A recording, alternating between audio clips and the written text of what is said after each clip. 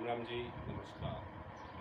आज का अपना टॉपिक है मानव में निषेचन। अब मानव में निषेचन किस प्रकार हो रहा है, इनमें क्या क्या और किस किस क्रियाविधि का प्रयोग होता है, तो इस प्रकार से हम समझेंगे मानव में निषेचन। अब मानव में निषेचन का अर्थ है मानव के अंदर नर और मादा दो अलग अलग होते हैं। एक है आपका नर और दूसरा है मादा। अब आपको ध्यान रखना है नर के अंदर किसका निर्माण हो रहा है, शुक्राणु का निर्माण हो रहा है।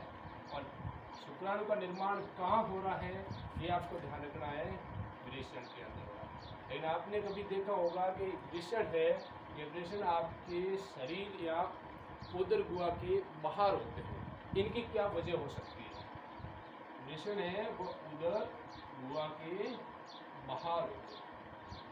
इनकी वजह होती है कि जब शुक्राणु का निर्माण होता है तो वह शरीर के ताप से भी कम तापमान चाहिए।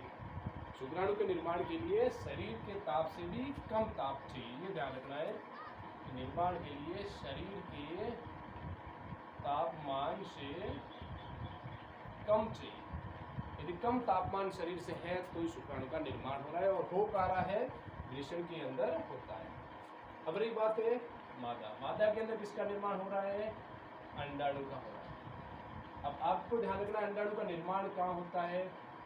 अंडाशय में होता है। अब आपको एक और चीज आपको ध्यान रखनी है कि ये शुक्राणु और ये दोनों अंडाणु होते हैं, ये कैसे होते हैं? द्विगुणित हो रहे हैं या एक गुणित होते हैं? तो ये दोस्तों हमेशा आपको ध्यान रखना है, एक गुणित है।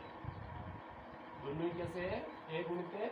कई बार पूछ लिया जाता है कि शुक्राणु और अंडाणु होते हैं तो ये दोनों ही कोशिकाएं हैं, और ये दोनों ही कोशिकाएं कैसी है? जनन कोशिका। इनको बोला जाता है जनन कोशिका। ये जनन कोशिकाएं कैसी होती है?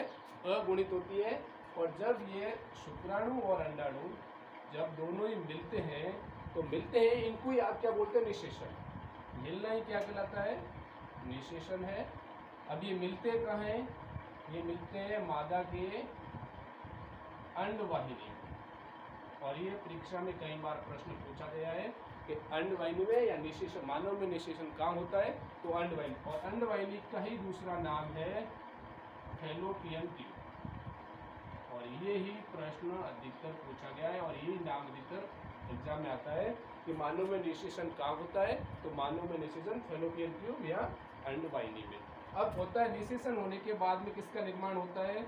युग्मनज का निर्माण होता है। और ये युग्मनज कैसा होता है? युग्मनज होता है वह द्विगुणित है। अब ये छोटे छोटे क्वेश्चन है, ये आपको ध्यान रखना है। युग्मनज कैसा होता है? द्विगुणित होता है। और युग्मनज को ध्यान रखना, दूसरा नाम है इसका जाइगोट भी बोला जाता है। कभी युग्मनज है या कभी जाइगोट भी कहा जाता है।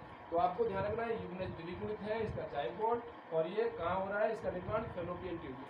अब इससे जस्ट बाद में ध्यान रखना, युग्मनज के अंदर जो विभाजन होता है वो विभाजन होता है समसूत्री विभाजन। और समसूत्री विभाजन होता है, इस विभाजन को यहाँ पे क्या कहा जाता है?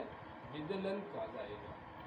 यहाँ पे जो समसूत्री विभाजन होता है वो समसूत्री विभाजन को ही विदलन कहा जाता है। एक दूसरा आपको आगे ध्यान रखना दोस्तों कि जब निषेचन हो रहा है वो फैलोपियन ट्यूब में होता है। इससे भी आगे यदि आपको पूछा जाए तो फैलोपियन ट्यूब के अंदर भी एक होता है एम्पुला। निषेचन कहाँ होता है? फैलोपियन ट्यूब के भी एम्पुला में। अधिकतर प्रश्न यहाँ तक आता है, इससे आगे पूछा जाएगा तो ये नाम आएगा। थैंक यू दोस्तों, आज निषेचन के बारे में हमने पढ़ लिया है। आगे टॉपिक अगला रहेगा जो मानव में जनन तंत्र के बारे में रहेगा, वो नेक्स्ट डे होगा।